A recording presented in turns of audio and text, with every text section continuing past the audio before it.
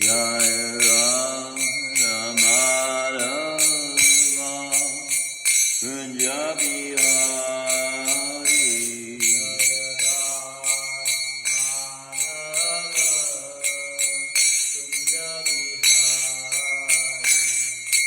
Gopi Jana Balaga Girivardhari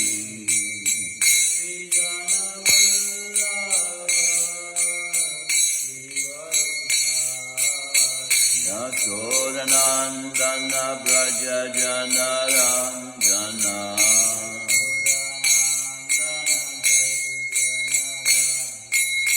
Yamuna Tira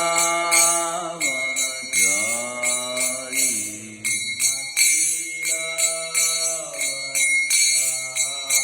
Yamuna Tira Vanachari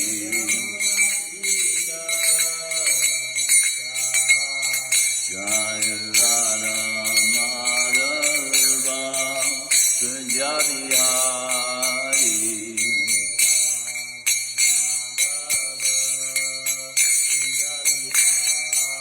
Jai Radha Kunja Bihari Radha Kunja Bihari Hari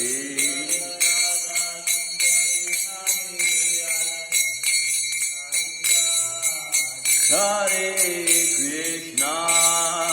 Krishna Krishna Krishna Hare Hare Hare Rama Rama Rama Hare Hare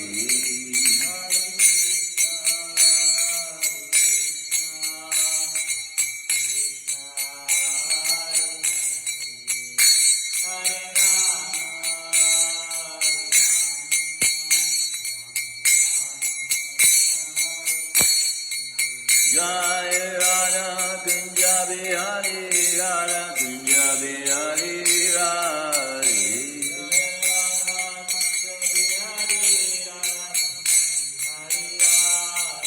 Jai Jagannath Jai Jagannath Jai Baladev Mai Subhadra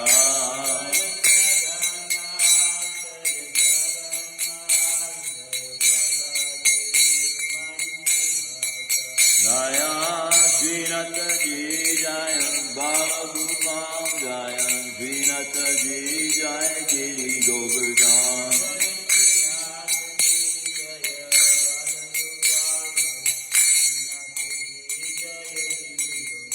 Jaya Gaurani Jai Jaya Gaurani Jai Jaya Gaurani Jai Jaya Gaurani Jai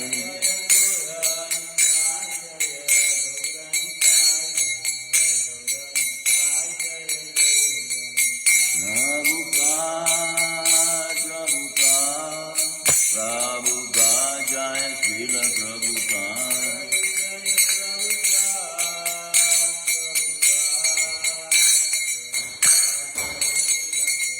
Jaya Jaya Gurudev Gurudev Gurudev Jaya Jaya Gurudev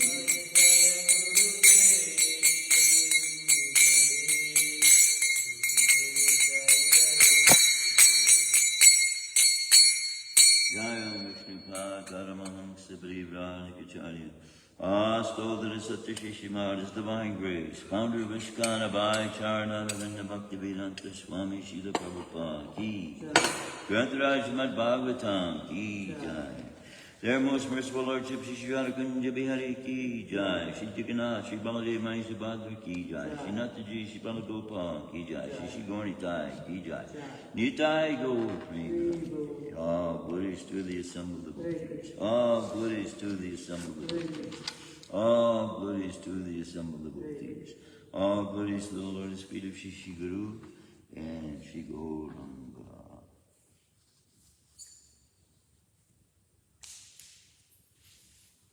Om Namo Bhagavate Vasudevaya.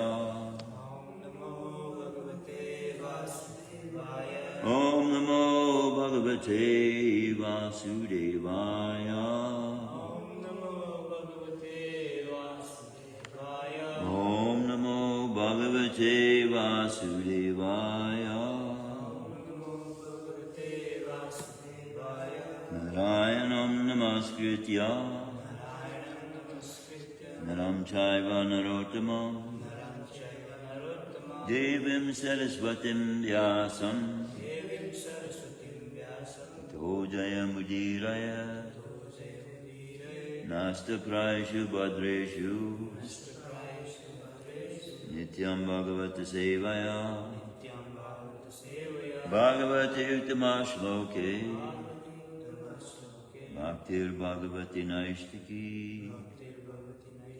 Reading from Canto 1 of the Shrimadbhagavatam, Chapter 6, entitled Conversation Between Narad and Vyasadeva, and we are reading text 28, 29.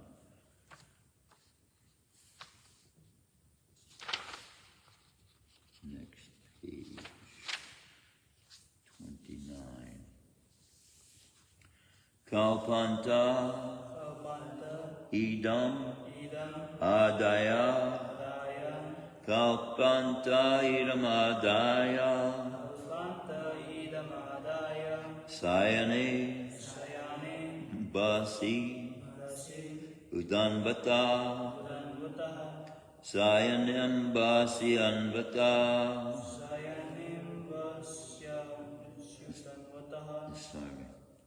Sayanem basa undanvata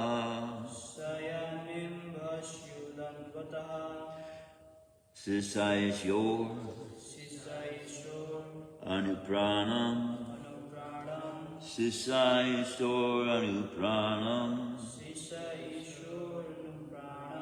Divise Tar Aham Vibho Vivishentar aham vibho Kalpanta idamadaya Shayanem basi andanvata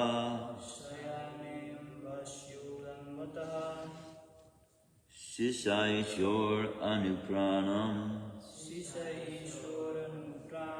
Vivishentar aham vibho Kalpanta idamadaya Shayanem basyan danvata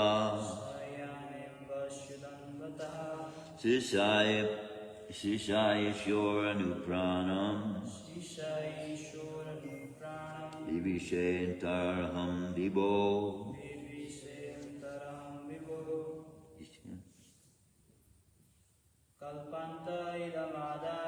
Kalpanta idamadaya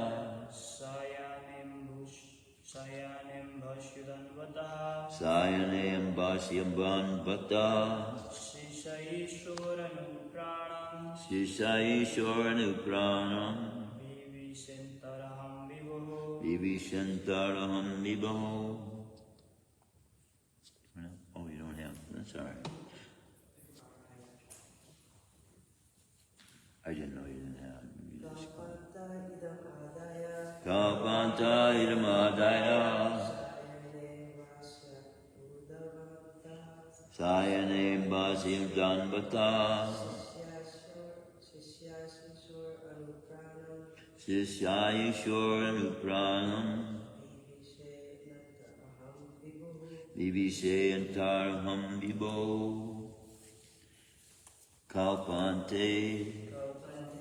At the end of Brahma's day, idam, this, adaya, taking together, sayane, having gone to lie down, ambasi, in the causal water, udanvata, devastation, sisayisho, lying of the personality of Godhead,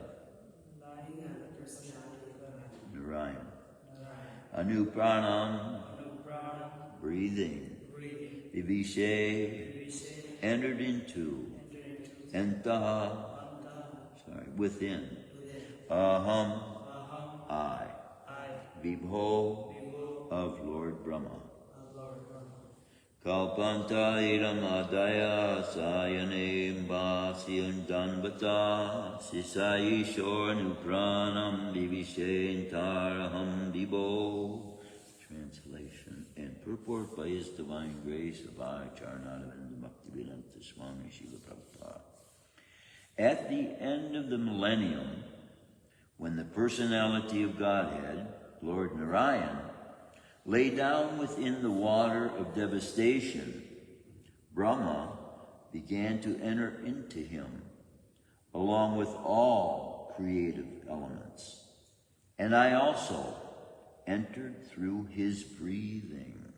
Please repeat. At the end of the millennium, when the personality of Godhead, Lord Narayan, lay down within the water of devastation, Brahma began to enter into him, along with all creative elements. And I also entered through his breathing. Purport by His Divine Grace, by Charnadavinda Bhaktivedanta Swami Srila Prabhupada. Narad is known as the son of Brahma, as Lord Krishna is known as the son of Vasudeva. The personality of Godhead and his liberated devotees, like Narad, appear in the material world by the same process. I'm going to repeat that. The personality of Godhead and his liberated devotees, like Narad, appear in the material world by the same process.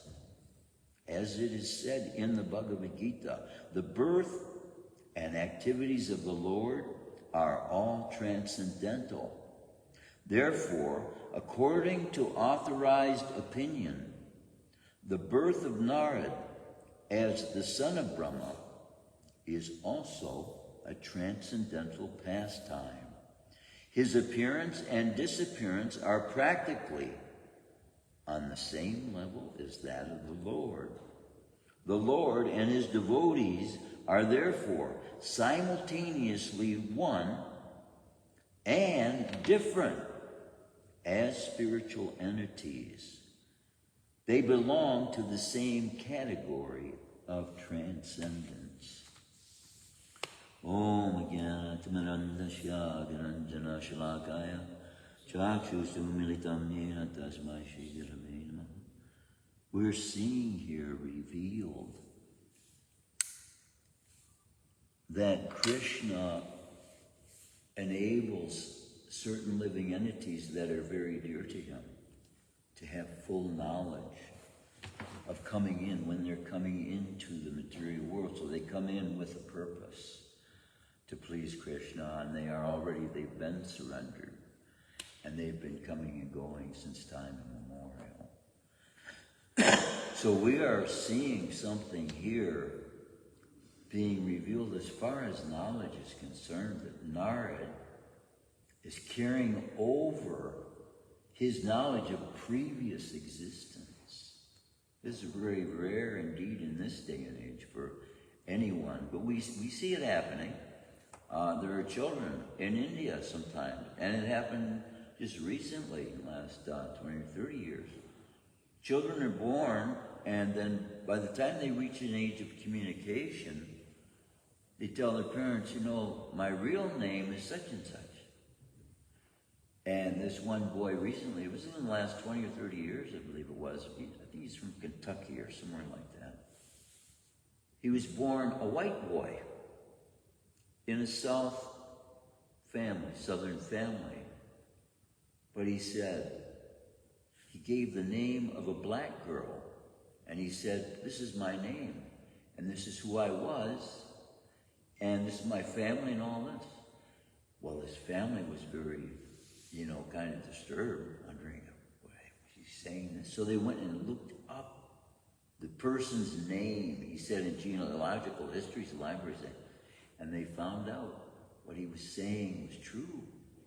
And he was previously a girl in a different race even, considered to be a different race. Krishna consciousness, we don't see races the same way as most people are seeing races, because we're all human beings. Races are designated as those above or below human beings that are of a completely different bodily makeup altogether. And there are giants who hold the same kinds of forms that we hold that are just bigger. In a sense, they're still human. They're just bigger humans. We call them giants. But there are actually races, animalistic type races of human beings. They walk on 2 feet, and they communicate with one another, and they have their own planets even in the universe, but some of their race are being preserved within this planet. It's described in Bhagavatam as the Middle Earth. And so just the same way, this planet has an inside in which other races are existing. Every planet we see in this universe is made similarly, the same way. And it is floating, according to Bhagavatam, all these planets float by the gases within them, the hot gases within them, which created by the suns inside of them also. So they're not shaded, they're not living in darkness, all of them. But some of them do live in darkness, just like worms. They are, some of them, cursed to take that form because of set into nature is laws governing every reaction that the living entity karmically engages itself in, that causes that living entity to either go forward or backward or down or up. And Jai,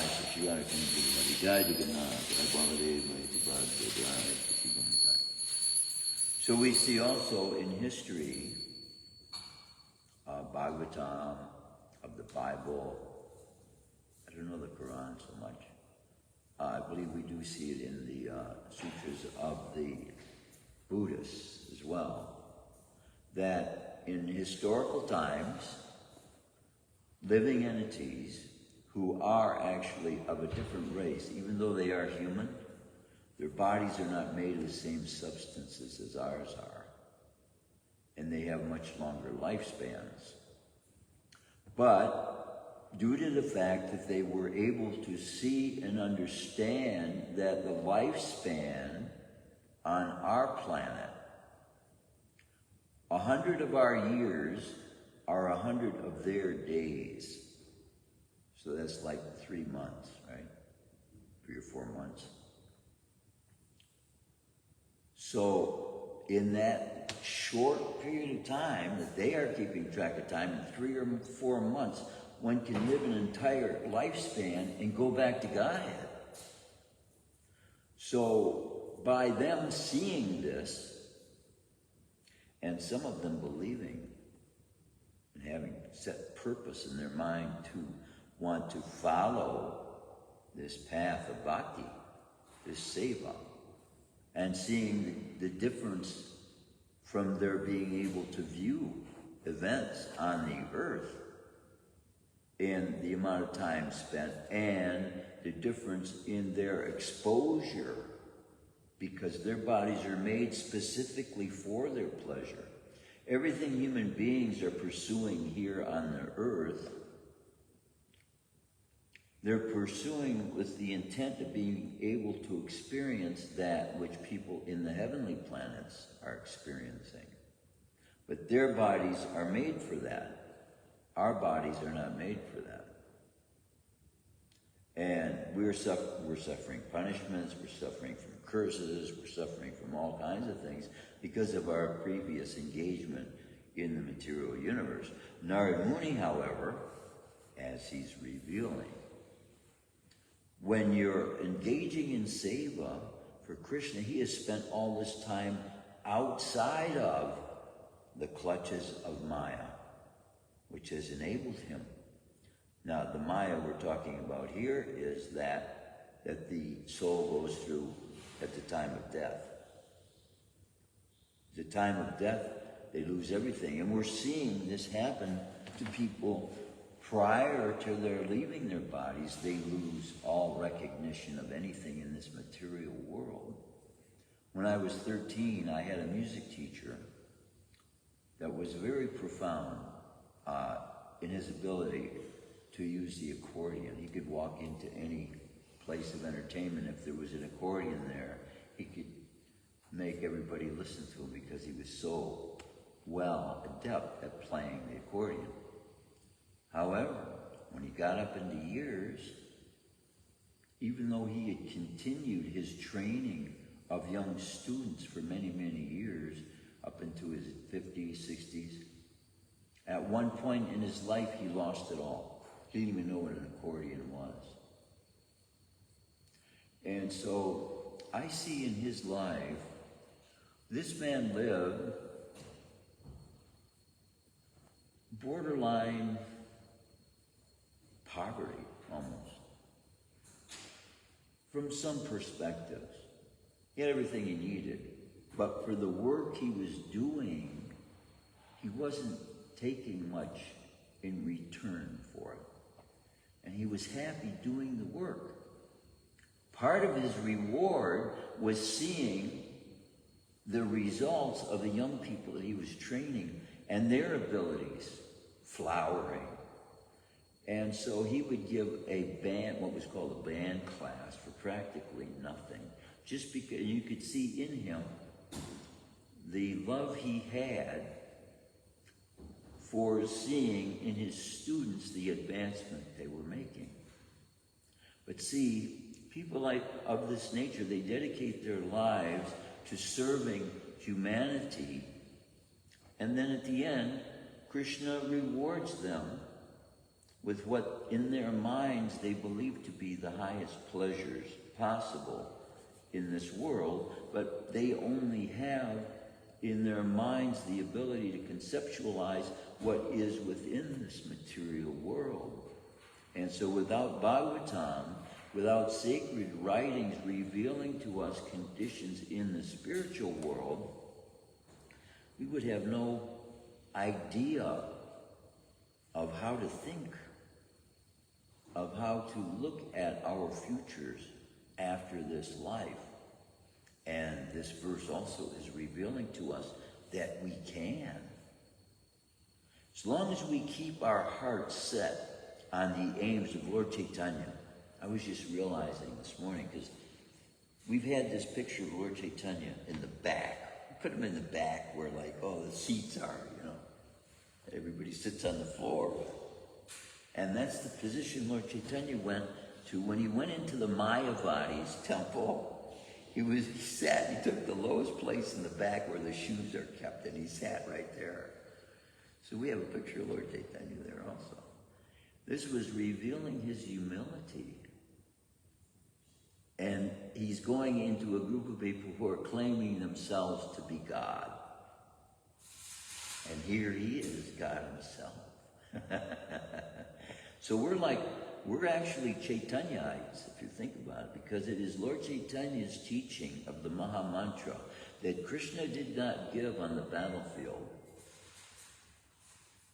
to those he had brought with him from the spiritual world, who were in, as this verse is revealing, that same state of consciousness with Krishna.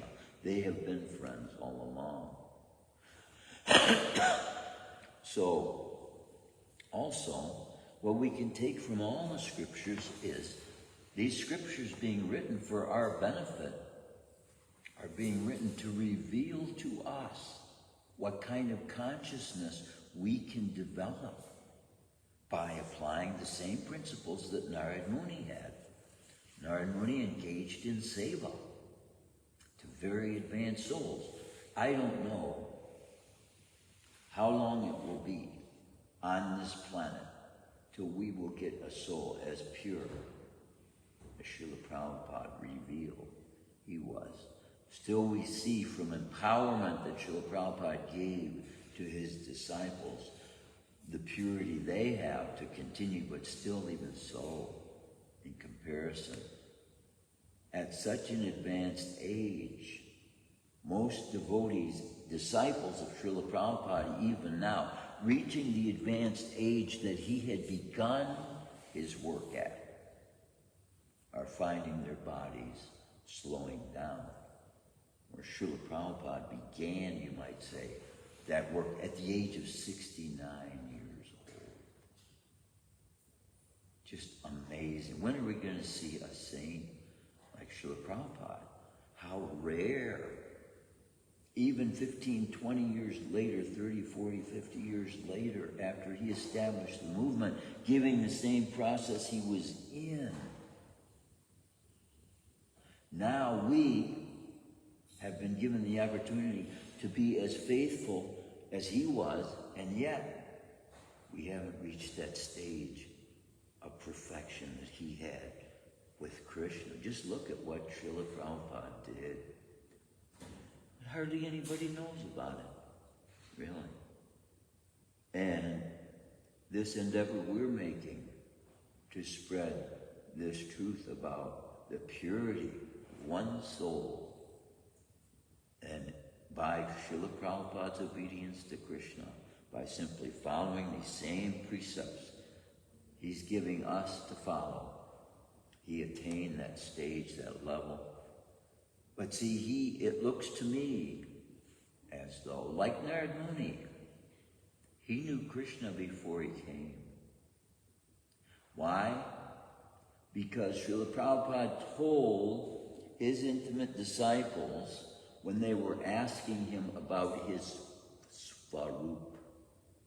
You know what I mean by svarup, right? And he said, if I told you, what did he say? Something towards the end that you would practically have a heart attack, you know, if I told you who I was. So then, my guru, Ravindra Swarup, he finds out who Krishna is talking about with, I think it's Balaram. Balaram is asking Krishna. Is it Balaram? How is this knowledge going to be covering the whole world? And Krishna says, I'm going to send my admiral. Send my admiral. My guru found this out in the scriptures. So we can see that it was tried many times before Srila Prabhupada came here, but without success. Nobody had established worldwide temples of Krishna consciousness. Many had come, even with Bhagavad Gita, and presented an impersonal perspective of God, stating that God was a power, that he is a force, that he's the Almighty, but not as a he, as a force, as a power, as what those yogis are chanting to become the Om, which is Krishna's external vibration. So Krishna, when he comes, he brings personal understanding of himself. So the same way, when Krishna came on the battlefield, he revealed himself as the Supreme Personality of Godhead, but it wasn't until he came as Lord Chaitanya that he gave the means of this age to be able to fully realize his presence and his consciousness. This is what Krishna consciousness is leading us to develop, a different way of thinking, a different way of looking at everything through the eyes of Shastra, and eventually as we chant, and surrender to Krishna. Krishna, you are my guide, you are all-knowing, you are my strength, you are my hope, my faith, everything. I put it all in you. And by doing that, then, we surrender our life, we surrender our will. This is a statement in the Bible. Who will lose their life for my sake. Now this is talking about Christ. This is why I see these statements as complementary. Because we should hold the same truths that Veda provides as it applies to Krishna. The only thing that makes something true is its revelation of God. Truth reveals God. Absolute truth reveals God in his fullness. Truths about the material world are truths that are of a temporary nature. Because everything pertaining to this material world is not made of the eternal substance, and it's not of the same long-lasting meaning. It's retained within this area called the material universe. But that truth relating to Krishna will outlast, because the philosophy that we abide in is not something that's been concocted. And that's why it's very important for us not to concoct, because it is by concocting and people following the concoctions that they end up suffering and not liberated. Because Krishna liberates. He gives liberation to those. This is what actually this verse is revealing, what liberation, true liberation is. True liberation is full consciousness at the time of leaving the body, knowing what's going to happen and where you're going, you know. And the Bhagavatam reveals that. I'm not saying I'm at that stage yet, but Bhagavatam reveals that, and we know Bhagavatam is written for us to make us aware of what we're supposed to be, where we're supposed to be aiming, and how to get there. So it's not like it's some mystery. It's in plain English. Even sometimes these syllables are difficult to put together as they are. This verse was a little more difficult for me to put together. But even being born as I was, in a family totally ignorant of God altogether, having atheistic perspectives on most viewpoints of God, what to speak of Krishna consciousness, yet, by Krishna's mercy, by the transliteration Srila Prabhupada has made for people into the English language, having no education whatsoever of the language of Sanskrit, and they can put these verses together and speak them as though they had been brought up in a Brahmin family. This is the magic of Srila Prabhupada's greatness. He takes ignorance and turns it into gems of Krishna's makeup, Krishna's stone, Krishna's pearls. Just like Tulsi Maharani's, like pearls on your chanting beads that are linked to Krishna's heart. So I speak like this. These are like flowery descriptions of relationships we have with Krishna that the whole Sanskrit language encapsulates in its meanings. Every word has philosophy, deep meanings, and when we get to know Krishna personally, we come to cherish those deep meanings to reveal to us the significant difference between pure personal teachings of Krishna, the Supreme Person himself, and those concocted by men's minds and their so-called intelligence. Most of what's being revealed by quote-unquote scientists is not really intelligence. It's concoctions. And their study of the lower energy is a claim, a declaration by them of their belief that study of the lower energy will give us higher knowledge. And this is nonsense. So it is the foundational basis of modern science that study of the lower energy gives higher knowledge. Our philosophy is we obtain knowledge from the highest source coming down to us from the communication we have with the one who is actually in control of everything in this body, in control of everything in the world extensively, in control of all the karmic reactions that every single soul is experiencing at every single moment. And this is the one sharing this body with us, in control to that extent. As a person, he holds that control, not as a force. As a person with consciousness, the difference between life and inorganic matter is consciousness.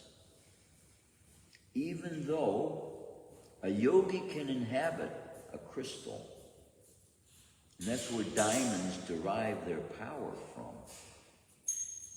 They're inhabited by living entities who want to become one with the external energy of Krishna. And if that diamond has any flaws in it, the king who wears it in his crown can be as weakened as he would be strong if that was flawless. And according to gemology, which is one of the Vedic sciences, all these planets are ruled. And in the heavenly planets, they're ruled by qualified people who are self-realized, not people who are adept at developing the false ego, which is what we are under the domination and control of now, currently. So these people who have left this planet for the heavenly planets, they have broken the false ego already. And they have followed enough of Krishna's teachings that the Vedas reveal to get the end result of Varnashram Dharma. Well,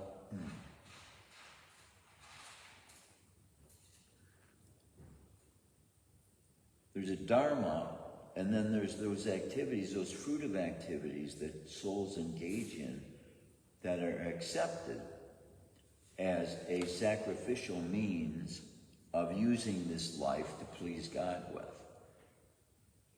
But then there's that process we are on to develop pure love of God without the desire for anything else.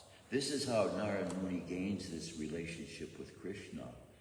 He doesn't have his own will to fulfill.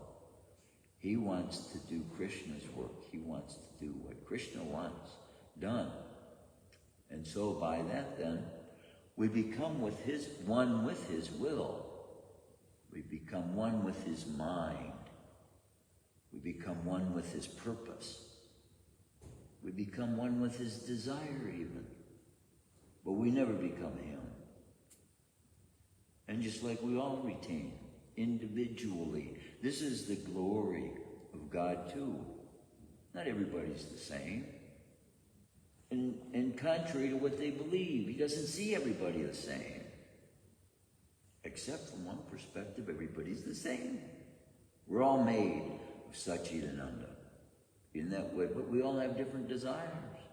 And we all have different relationships, and we've all been experiencing all different things. So, Srila Prabhupada make the statement, as it is said, variety is the spice of life. Every food provides a different taste. There's so many varieties. Then when we come to religion, we think God wants only one. That would mean everybody's at the same stage, everybody's got the same mind, everybody's got the same purpose. That's not the way life is. It's not reality. And so Krishna comes at various ages to various cultures to establish various principles and various practices according to time and circumstance. Perfect for the ones he comes to apply to their time and circumstance. Well, when he comes in the form of Lord Chaitanya, he establishes the Dharma as the process for attaining pure love of God, which is the path we want to be on, we want to stay on. We want to develop this love that Narad Muni has for Krishna, so that we can also go anywhere, wherever Krishna wants us to be, then we can go there. And he will put in our hearts the desire. Then once we're purified, and our desire is to please Krishna, that doesn't mean we won't get rid of desires. But the desires we have will be by inspiration of Super Soul in us. Super Soul will say, see that building? That building, you can get that building for practically nothing. Make it a bookstore. Make it a place where people can come and take food. This is exactly what Adi Raj Prabhu did on Jefferson right here. We had a big prasadam distribution right on Jefferson Street here. And he was attracting hundreds of souls to come. And they would come to the temple eventually. They'd come to the temple. But even if they didn't make it to the temple, they were getting prasadam. And what we have in our extension of our love to the rest of humanity at large is the principle of the power and the potency of prasadam to actually be able to transform people's minds as well. Because it's not only the taste that affects the consciousness of the person who's taking the prasadam. Of course, when they take the taste and they appreciate it, their mind immediately, they don't know, is glorifying Krishna, how wonderful Krishna is. But just the fact that they're taking it affects their consciousness by the consciousness and love of the devotee who is preparing the food.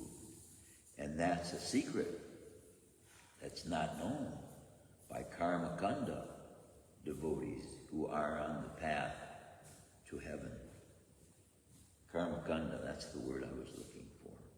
This is how we call people who are working in the material world with pious activities wanting to gain heaven.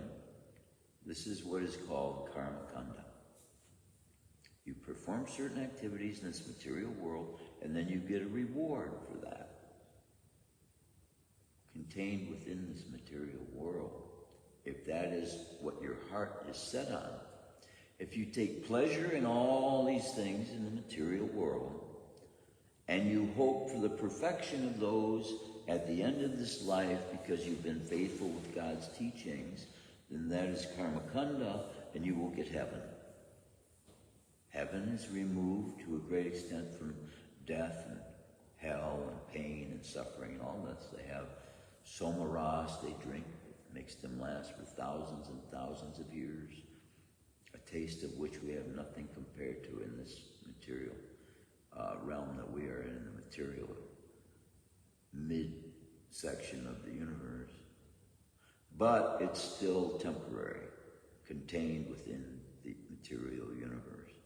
Pure love of God is the only substance the soul can experience to know the taste that is available in the spiritual world to be tasted by the soul. The soul is the only real being that can taste spirituality or the substance of spiritual association. The body doesn't get that, so this tongue is not going to taste that. But the urging we get to want more knowledge about Krishna, that's the soul. And when it is absorbed by that in classes and in reading and studying and sharing with others, That is the nourishment the soul needs for its continuance in the spiritual path. And so why it's so important, we don't run off and do our own thing. We keep connected to that. It's like an umbilical cord. Our umbilical cord to Krishna is Tulsi Maharani's beads. It's our umbilical cord to Krishna. But it's a transcendental form, because Tulsi Maharani is not ordinary material, even her body. She's Vishnu Tattva. So we shouldn't treat her or think of her like normal plant either, even. She can sense every thought we have. So when we're watering Tulsi also, I pray, Krishna, please give her the light she needs in that sunroom, which they're depriving her of, you know. My prayers are that Tulsi will get the proper lighting. She shouldn't have to be held up by a stick after 10, 15 years and being no bigger than this big around. It's not supposed to be like that. Maybe you, Prabhu, somebody, I'm praying Krishna will send somebody to take this devotion of Tulsi Maharani seriously, because these Tulsi plants are not in as healthy a state. You know, there was we put out a magazine once a month. We used to. I don't know if it's still a monthly publication. Back to Godhead. In Australia, these devotees had grown a Tulsi plant. It took 2 men to carry. She was so big. Her trunk was like this big. She weighed more than 100 pounds. And we have Tulsi 10, 15 years old, they're only this big around. Something's wrong. I've been saying this for years, and maybe somebody hearing me in class will. What is it? Like any of the door over there, maybe open. I don't have the key anymore. I stopped taking the service because it was paining me so bad. The room is full of Tulsi plant, and then how do you say? You see the ones Tirthapada is taking care of, they're very healthy. Yeah. Full of greenery. Yeah. And you can tell they're getting enough light when the branches are full of green little sprouts coming out. Yeah, those are healthy. And what I was thinking is like too many Tulsi plants in one room. Tulsi, it needs carbon dioxide. Yep. Yeah, it's like I agree. there, and it's a closed room, enclosed room. He does have a fan circulating because, and they do open the windows. Huh? Fan won't do. Now if you can open the windows, Yeah, we this should. summer, Yes. if everything open windows, Yeah, then that's it's true. taken care of. No, I don't have responsibility of that anymore, so I don't take to it because I had to give it up. I couldn't Or we could bear keep it. in the open place, like back Pujari room or Yeah. somewhere. Yeah. Open place would Yes. be very nice. Yes, it would. It's too enclosed. That's right. Way too enclosed. Well, Krishna might give you the opportunity to do it the way I'm set. I can't. Why are we locking it up like that? Why are we locking Tulsi? Is it like somebody steals it or like somebody disrespects it? I don't know. I'm trying to remember possible times back that people would go in that room. We don't want people just going in there and watering, because she has special scheduled time to water. Yes. You don't put too much, you don't put too little. Yes. So, kind of has to be secured. But, see, we keep that room to enter there secured. Shouldn't need to leave the door locked for devotees that could gain entrance. Maybe we need to look into that. We can talk to somebody about that. See. Any comments about the verse, about the comments? Security won't allow the growth. Security won't allow what? The growth. The crook? Growth Growth, yeah, security. won't allow the growth. See, security we got here is kind of like Giant Vijay. They're not letting the devotees in to take care. We'll see what happens. Any questions about the verse? No. Isn't it amazing what someone like Narada Muni has attained? Boy, he's just amazing, isn't he? how pure his heart is. For Krishna himself to be putting himself in such a position to ask Narad's advice, that's amazing to me.